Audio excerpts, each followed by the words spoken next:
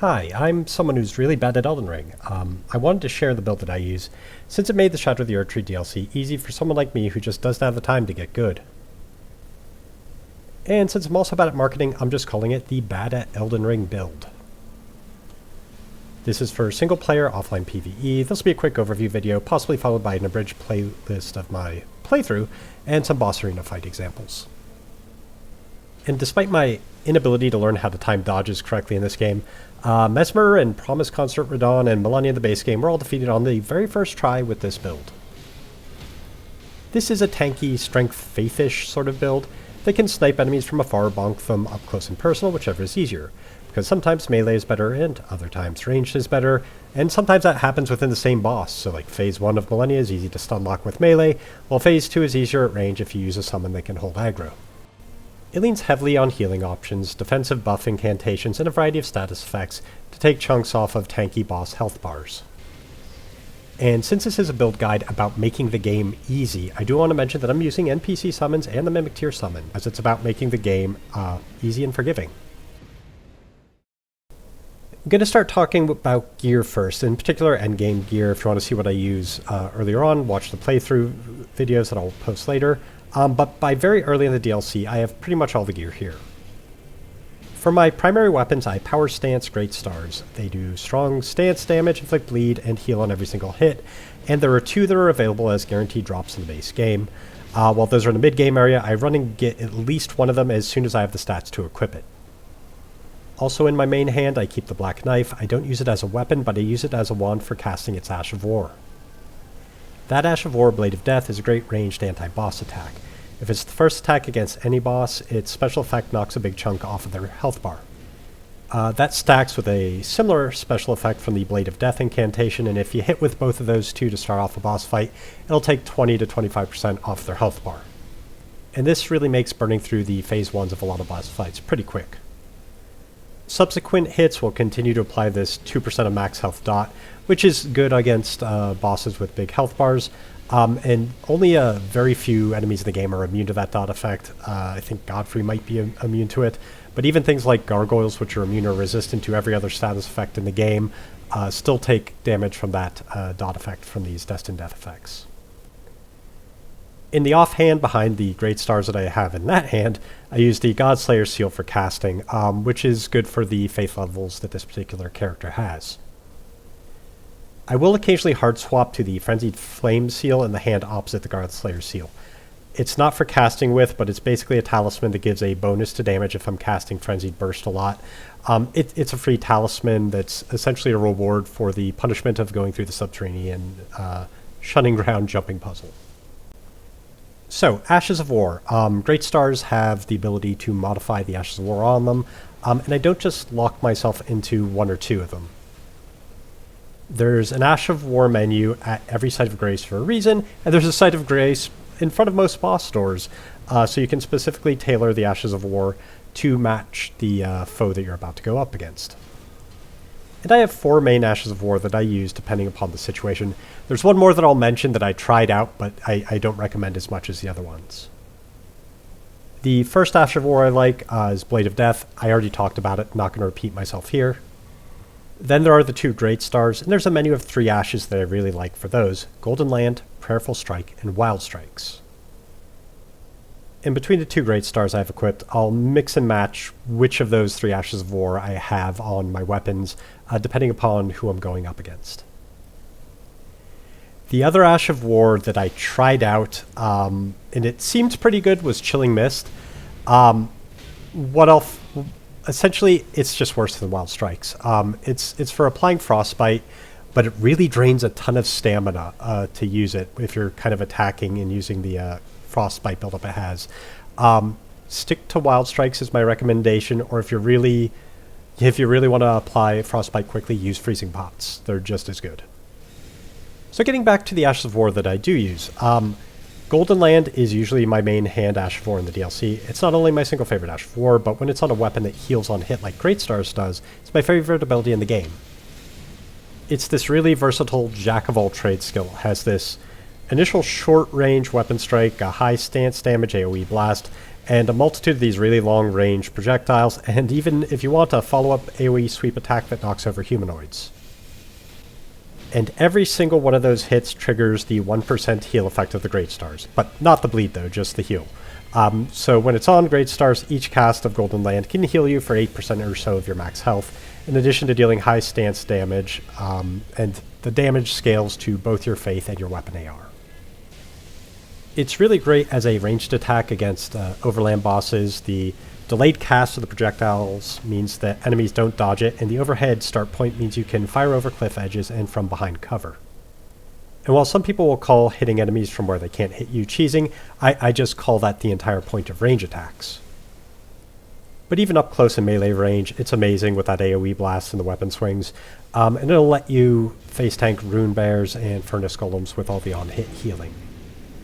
The only real drawbacks to it are that the projectiles don't track, so if distant enemies are moving, they'll tend to miss, and it's only doing flat holy damage, no status buildup, so no bleed or anything like that, so it's not great against tanky or holy resistant bosses.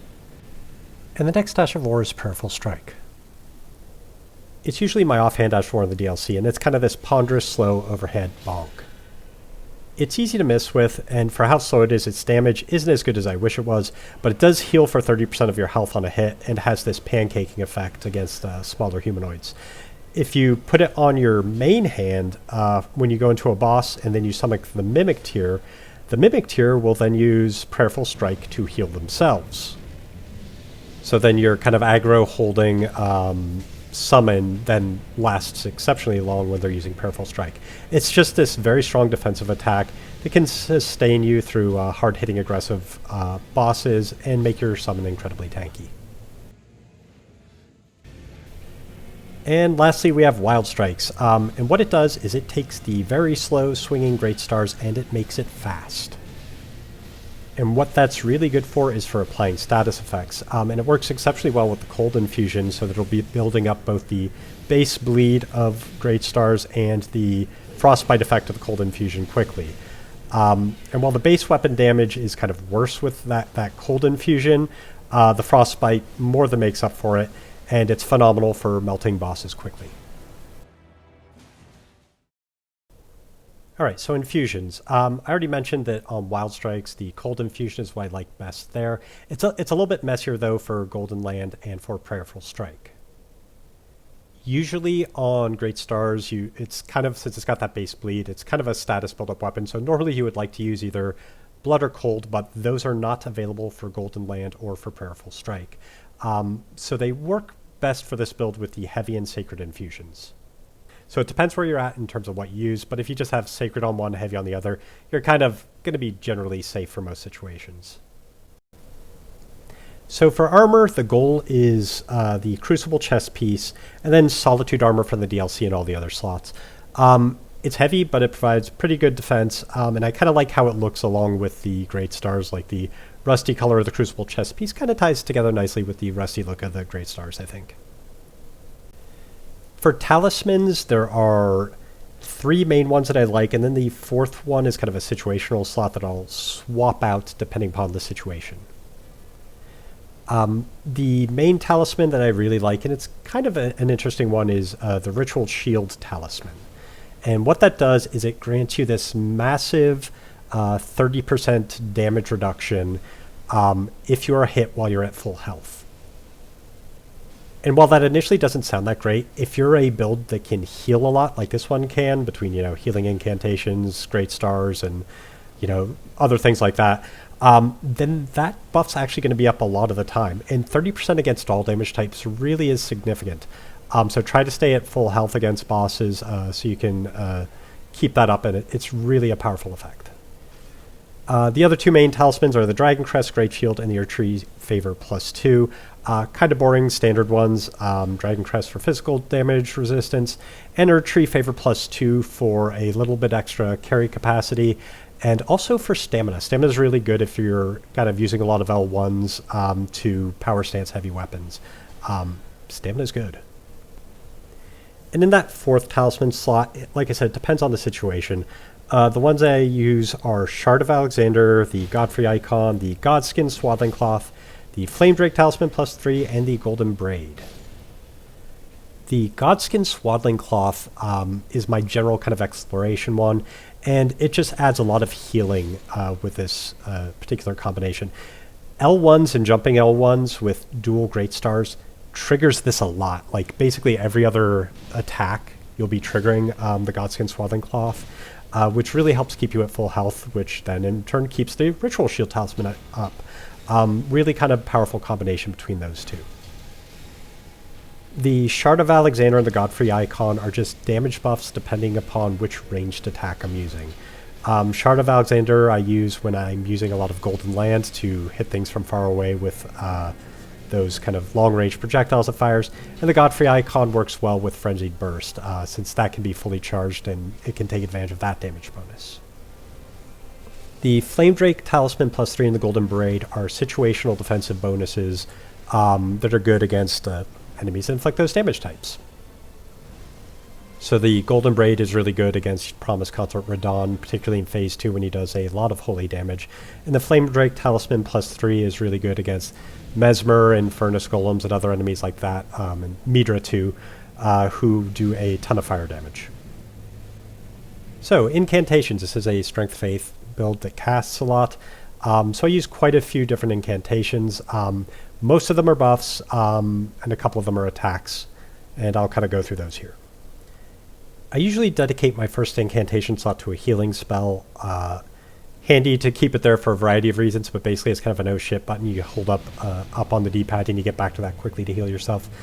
Heal from Afar is the best one, not because of the amount it heals, but because of how fast it casts. So you cast it at your feet and you heal yourself with it, and it heals for a lot of health, more than a Red Flask, I think. In the second slot, I usually have Frenzied Burst as kind of a ranged attack. It is essentially damage variety from using the ranged projectiles of the Golden Land Ash of War. There are some situations when having Frenzied Burst is advantageous over just using the Golden Land projectiles over and over again. First of all, it's fire damage, so against something that's vulnerable to fire damage, that's handy. Second of all, it has this very kind of straight and narrow trajectory. Golden Land firing from overhead in this spread, sometimes it hits walls and ceilings. Frenzied Burst can fire through very narrow openings. And it can also fire from horseback, which is handy when you're traveling around in the overland world, and you don't want to bother to dismount to start attacking things. Black Blade is a anti-boss attack. I kind of mentioned it early on in conjunction with the Blade of Death, Ash of War. And it does this kind of great initial debuff that does a ton of initial damage against an enemy. It's a little bit more efficient to cast Blade of Death, I think, so I usually just use this as an opener and then switch to Blade of Death after that. And then we have all the buffs in the world. And the way buffs work in Elden Ring is there are different categories. You have aura buffs, body buffs, regen buffs, and weapon buffs. A few other categories that I don't use. But of those 4 categories, I have a few different spells that I use. So the aura buff I use is Golden Vow. It's damage and defense. It's boring but good. The regen buff I use is Blessing of the Erdtree. Just the strongest regen buff. That's health regen in that particular case. And then the weapon buff, if I have the heavy infusion on my main hand, I will have Bloodflame Blade, which improves the bleed buildup of Great Stars, as well as adding some faith scaling to the damage. The body buff category is the most complicated, and it really depends upon what you're going up against. A good general exploration one is Flame Grant Me Strength. Just buffs your damage and adds stamina regen. It is more effective if you're using it on the heavy infusion than the sacred infusion, since it'll buff the physical damage of the heavy infusion plus the flame damage of Bloodflame Blade if you're using that buff, but it won't buff the sacred damage or the holy damage on the sacred infusion. But against most bosses, you're better off going with something defensive rather than offensive, and there are 3 different ones that I use there that are worth using depending upon the particular boss. The most common one is Black Flame's Protection, and that is providing physical damage resistance, and that's useful against most bosses most of the time. Next up is Lord's Divine Fortification. That is the wholly resistant version of that spell. And that is good against, things like the Elden Beast, Promised Consort Radahn, the Erdtree Avatar, things that cast a lot of holy damage. You'll be using that. And then the last one is Flame Protect Me. That's good against fire damage, so Furnace Golems, Messmer, Midra, some dragons. That one's very handy against them.